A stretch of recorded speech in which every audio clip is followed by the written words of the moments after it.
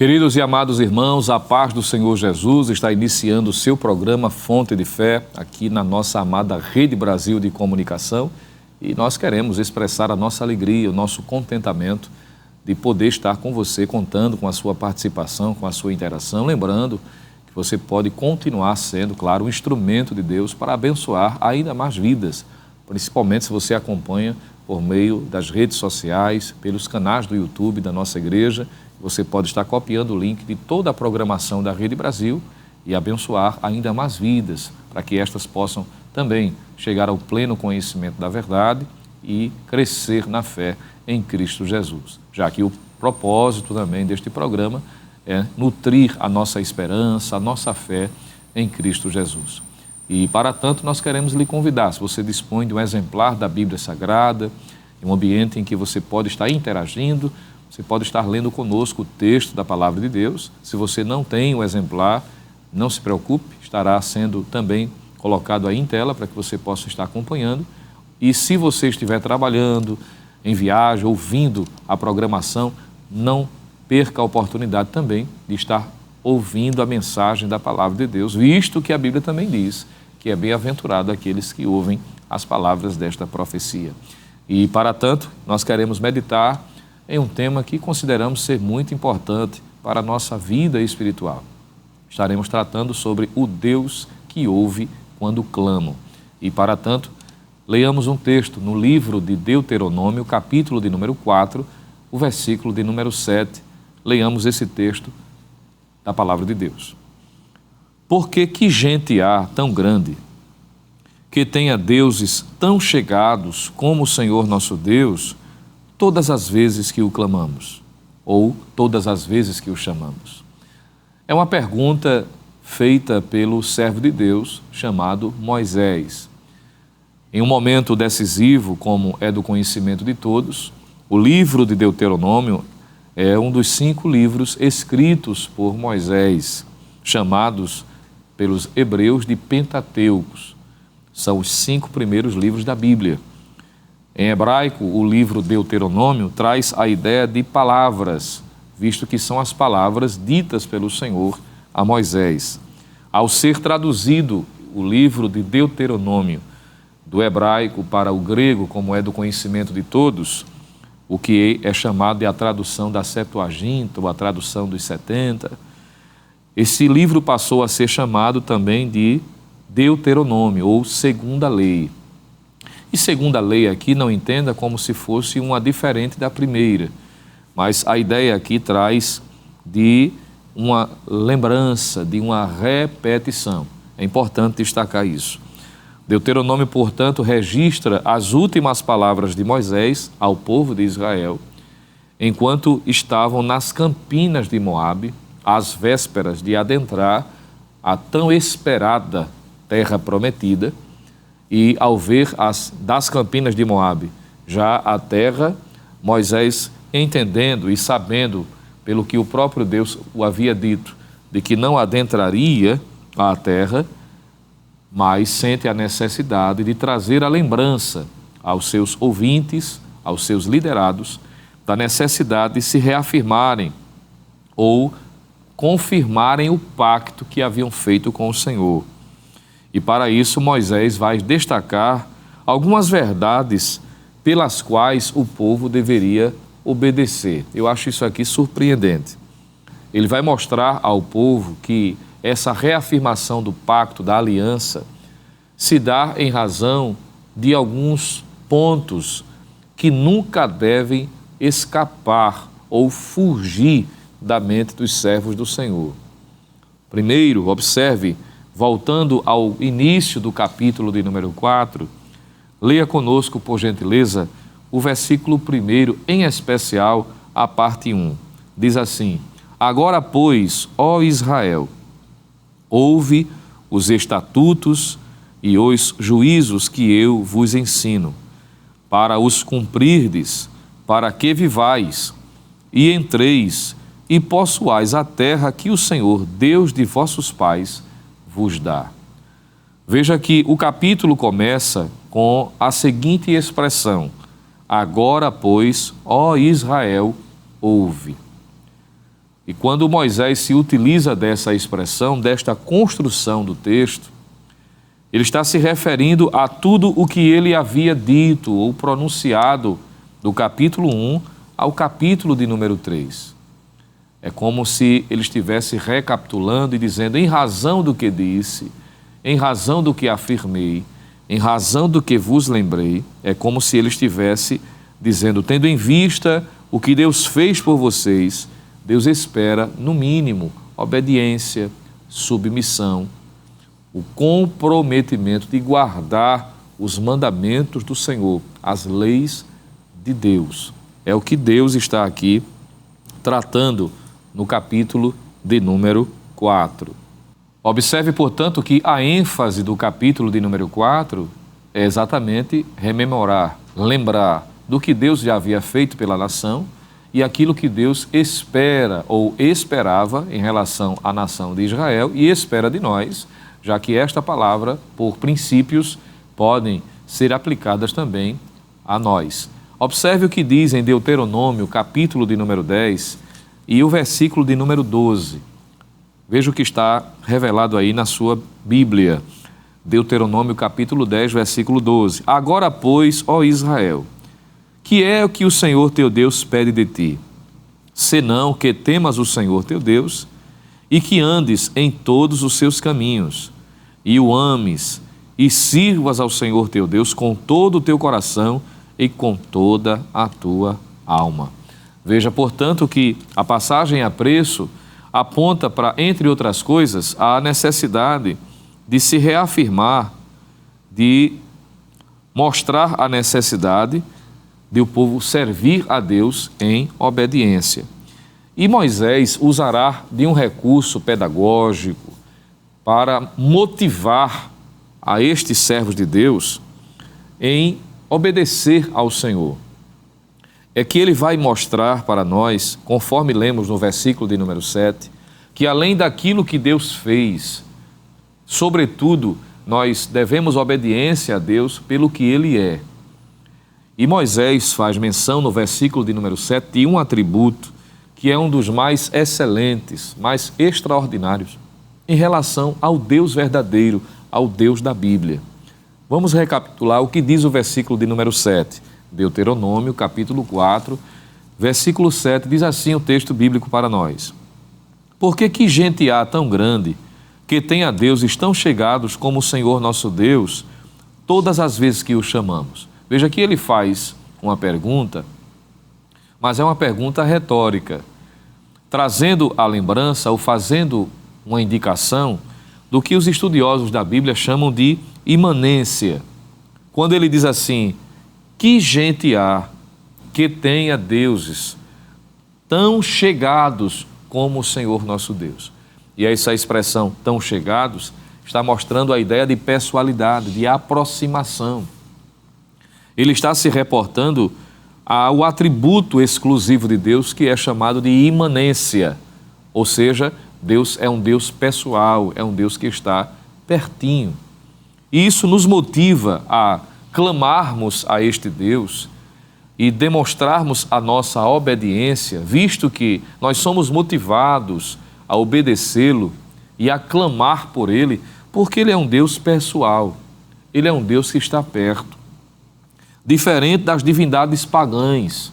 Você há de lembrar, por exemplo, quando Daniel e seus amigos estavam na corte em Babilônia, ou buscando, passar pelo processo que foram submetidos para estar trabalhando na corte palaciana de Babilônia, depois que eles estavam já nesta posição de destaque, desfrutando de regalias, é o que diz o capítulo de número 2, o rei teve um sonho que o perturbou. E ele queria que os astrólogos, que os magos, dessem o significado do sonho, mas, para tanto, ele queria, para que não houvesse nenhum jogo de palavras, nenhum engano, nenhum artifício de persuasão, ele queria que os magos e os astrólogos dissessem o sonho que ele tinha tido. E no capítulo 2, versículo 10 e 11, quando os seus mais próximos súditos ouviram tal declaração, chegaram a dizer de que o que ele havia pedido era difícil demais, visto que esta capacidade de desvendar tal mistério era algo da competência dos deuses, é o que eles assim informam, e que os deuses não habitam entre os homens. O que é que eles estão usando? A informação que estão passando é o seguinte, me permita parafrasear. Eles estão dizendo, rei, o que o senhor está pedindo não é da competência dos homens. Os homens não podem assim fazer. Dizer o que tu sonhaste no teu momento de sono, isso somente os deuses podem fazer. E estes deuses não se relacionam com os homens. É isso que eles estão afirmando. Eles não estão perto o suficiente, não tem como haver essa interação. É de um patamar, de uma realidade espiritual que transcende a realidade humana. Só que quando Daniel se propõe a orar, dizendo, eu vou buscar ao nosso Deus, ao Deus verdadeiro, e ele revelará o sonho e a sua interpretação. Quando Daniel se coloca diante do rei e de forma introdutória traz uma palavra para o engrandecimento do Deus verdadeiro, ele disse, o Senhor, nosso Deus, ele muda os tempos e as horas. Ele estabelece, ele remove, ele revela o profundo e o escondido. Veja que o nosso Deus, ele tem este diferencial, porque ele é um Deus pessoal. E ele prova esta pessoalidade quando nós clamamos, quando nós o buscamos, porque ele está perto, está próximo de nós. É por isso que em Isaías capítulo 55, versículo 6, o profeta Isaías estimula a nação de Israel dizendo, buscai ao Senhor enquanto se pode achar, invocai-o enquanto está perto. Veja que há um incentivo de buscar a Deus porque ele é um Deus pessoal. Isso justifica nós clamarmos a ele, nós buscarmos a presença do Senhor. É o que o texto bíblico nos apresenta. Nós encontramos Salmo 148, verso 14, você pode anotar e ler depois, em que esta verdade também é reafirmada. Isso é provado quando ele atende o nosso clamor. E entenda que clamar é o ato de proferir um pedido em voz alta, é gritar por ajuda, e só clama quem realmente tem uma necessidade, e uma necessidade acentuada. É alguém que está rogando a Deus em seu favor ou em favor de outrem. Clamar a Deus a propósito é uma recomendação bíblica. Entre várias passagens, me permita citar algumas delas, as principais, por exemplo. Jeremias capítulo 33, versículo 3, você há de lembrar o que o escritor sagrado diz a respeito disto. O Senhor disse, capítulo 33, versículo 3, clama a mim e responder-te-ei e anunciar-te-ei coisas grandes e firmes que não sabes. Veja aqui, há uma recomendação das Escrituras, Deus através da sua palavra, mostrando de que nós podemos clamar, e isso se justifica por causa da sua imanência, é um Deus pessoal, é um Deus que está bem pertinho de nós. Em Lamentações, capítulo 2, versículo de número 19, nós encontramos o profeta Jeremias também como instrumento divino proclamar as seguintes palavras, levanta-te, clama de noite, no princípio das vigílias, derrama o teu coração como águas diante da face do Senhor. Veja que a Bíblia, portanto, recomenda, anuncia de que nós devemos clamar a Deus. É uma recomendação das Escrituras. A Bíblia também diz que o clamor, ele é resultado de uma necessidade extrema. Eu, de alguma forma, já mencionei isto, mas é importante reafirmar esta verdade. O clamor a Deus é resultado de uma necessidade extrema. Geralmente, quando se clama, em razão de entender suas limitações. Juízes, capítulo 15, versículo 18 e 19, quando Sansão, apesar de ter vencido um momento de adversidade contra os seus inimigos, diz o texto que após uma batalha vencida, após ter tido êxito contra a uma investida dos inimigos, está escrito: e como tivesse grande sede, clamou ao Senhor e disse: pela mão do teu servo, tu deste esta grande salvação. Veja que se clama quando se passa por uma dificuldade. Jonas, no capítulo 2, versículos 1 e 2, é um outro exemplo bíblico disto. O Salmo 107, o verso de número 6, diz assim: e clamaram ao Senhor na sua angústia, e Ele os livrou da sua necessidade. Veja que clamar a Deus é o resultado de uma necessidade extrema. E você pode adicionar também à sua anotação, se você assim desejar, o Salmo 18 e o verso de número 6. E quero ler também esta passagem para a nossa edificação. Salmo 18, verso 6. Na angústia invoquei ao Senhor e clamei ao meu Deus. Desde o seu templo ouviu a minha voz, e aos seus ouvidos chegou o meu clamor perante a sua face. Veja que a Bíblia reafirma para nós de que nós clamamos em entender uma extrema necessidade. E podemos contar, para seguirmos para a conclusão desta reflexão, podemos contar com a promessa divina que quando nós clamamos ao Senhor, entendendo da sua iminência ou da sua imanência, melhor dizendo, corrijo, visto que a imanência é o atributo exclusivo de Deus, pelo qual Deus é um Deus pessoal, é um Deus perto, é a pessoalidade de Deus, como queira usar essa expressão. E nós somos motivados porque a Bíblia traz para nós a promessa de que Deus responde ao clamor do seu povo. O Salmo 72, o verso de número 12, diz isto para nós: porque Ele livrará ao necessitado quando clamar, como também ao aflito e ao que não tem quem o ajude. Que texto maravilhoso! Eu vou repetir a leitura deste Salmo. Salmo 72, o verso 12. Porque Ele livrará ao necessitado quando clamar, como também ao aflito e ao que não tem quem o ajude. Reiterando a promessa do Salmo 91, verso 15, o salmista, utilizado por Deus, sendo de forma poética o representante da voz divina, ele diz: Ele me invocará e eu lhe responderei. E quando nós clamamos, Deus responde. Quando nós buscamos a presença do Senhor, mediante uma necessidade extrema, mediante adversidades, o Senhor é poderoso para nos atender. De modo que não é demais lhe lembrar da necessidade de você insistir em clamar ao Senhor. Ainda que você esteja sendo tentado, oprimido talvez até por pessoas que estejam à sua volta, que não comungam da mesma fé que você professa em Deus, em Cristo Jesus. Mas não desanime, não esmoreça, não perca o ânimo, não se permita ser influenciado pelas vozes negativas a ponto de tirar de você a convicção e a certeza de que Deus está bem pertinho de você, ouvindo o seu clamor, ainda que Ele conheça todas as nossas necessidades.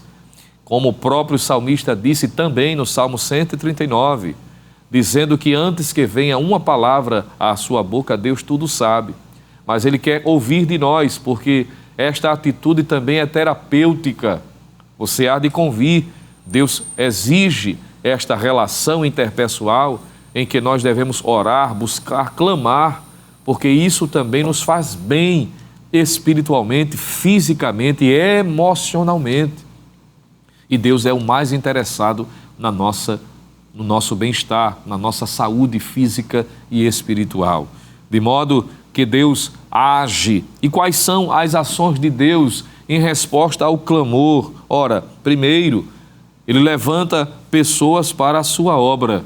Você pode anotar Juízes capítulo 3, versículo 9, e também versículo de número 15, quando o povo clamou, Deus levantou homens cheios do Espírito Santo para trazer livramento à nação de Israel contra os inimigos naquele período denominado do período chamado Livro dos Juízes, ou do período dos juízes. Isso está em Juízes, capítulo 3, versículo 9 e 15. Quando o povo clamou a Deus, quando estes estavam no Egito, na nação egípcia, Êxodo 3, versículos 7 a 10, diz que ao clamarem, Deus ouviu.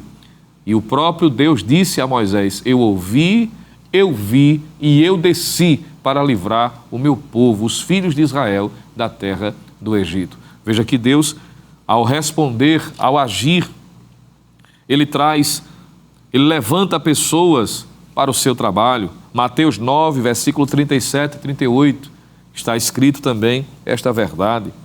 Também a Bíblia nos ensina que quando nós clamamos, Deus responde positivamente, não só levantando pessoas para a obra, para executar o trabalho, para ser um canal de bênção, como também Ele traz libertação da opressão maligna.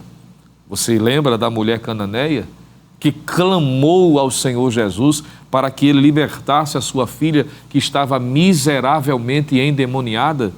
E em razão do seu clamor a Deus, Deus trouxe libertação para aquela menina. E por fim, Deus também socorre os que estão sucumbindo, os que estão caindo, os que estão sendo vencidos. Você lembra do apóstolo Pedro, quando na travessia do mar da Galileia, nós encontramos esta passagem, entre outros relatos dos evangelhos, em Mateus capítulo 14, versículo 30 e 31, quando Pedro, ao ver Jesus vindo, ao saber que era Jesus que vinha sobre as águas, pedindo este para que descesse e andasse também sobre a água, diz a Bíblia que ele observou a força do vento e começou a afundar. E ao estar naquela condição, ele clamou. E ao clamar, o Senhor de imediato estendeu a mão e o levantou, trouxe de volta à superfície, conduziu em segurança para o barco e acalmou a tempestade. Observe, portanto, que aos que estão perecendo, aos que estão sucumbindo, existe o recurso de clamar ao Deus Todo-Poderoso, porque Ele é um Deus que ouve quando nós clamamos. De modo que se você está sendo retratado pela condição vivida pelo apóstolo Pedro, já desfrutou de milagres, já vivenciou de momentos extraordinários, visualizou manifestações do poder de Deus, mas alguma coisa tirou o seu foco, algo lhe tirou da rota, o vento contrário lhe tirou do centro da vontade de Deus. Mas se você está nesta condição e clamar por Ele, Ele disse: clama a mim, faça isto agora, peça socorro. Ele nunca vai lhe ignorar, independente da sua condição, independente da sua realidade, independente do que você já vivenciou. Se você clamar, Ele é o Deus que está bem pertinho quando nós clamamos. É o que Moisés estava ensinando ao expressar-se conforme o texto ora lido, Deuteronômio, capítulo 4, versículo 7. Ele perguntando: que gente há que tenha deuses tão chegados como o nosso Senhor, que está sempre à disposição para nos ouvir quando nós clamamos. Clame por Ele. Ainda há jeito, ainda há restauração. Vamos clamar nesse instante? Se você desejar, talvez a sua situação exija de que você esteja de joelhos neste momento. Talvez você se colocar em um ambiente para você buscar a presença do Senhor. Vamos unir as nossas orações neste momento pela fé em Jesus, crendo de que Ele é poderoso para ouvir o nosso clamor. Oremos. Querido Deus, Pai amado, Deus de todo o poder, levantamos as nossas vozes, Senhor, crendo e confiando na Tua misericórdia, estimulados pela Tua palavra, por esta verdade tão gloriosa, em saber que Tu és único, Tu és exclusivo, Tu és o único Deus verdadeiro que está tão pertinho daqueles que Te servem, a ponto de atender, de dar ouvidos, de agir, de fazer com que a situação seja mudada porque o teu nome é poderoso para assim fazer. E estamos a te pedir, ó Pai, entra com libertação, com salvação, com transformação. Aonde tiver um coração quebrantado e contrito neste momento, clamando e solicitando o teu socorro, que a tua mão graciosa, assim como foi direcionada para Pedro naquele momento tão difícil, que tu possas, Senhor, pela tua graça, estares fazendo isso também, neste instante, porque assim cremos e confiamos no teu poder, em nome de Jesus. Amém. Queridos, está finalizando o seu programa Fonte de Fé de hoje, mas a programação da Rede Brasil segue como bênção para todos nós e convidamos você para participar do próximo Fonte de Fé, se Deus assim nos permitir. Que a graça do nosso Senhor e Salvador Jesus Cristo, o amor de Deus, o nosso eterno Pai, a comunhão e as divinas consolações do Santo Espírito seja sobre cada um de nós agora e para todo sempre. Amém.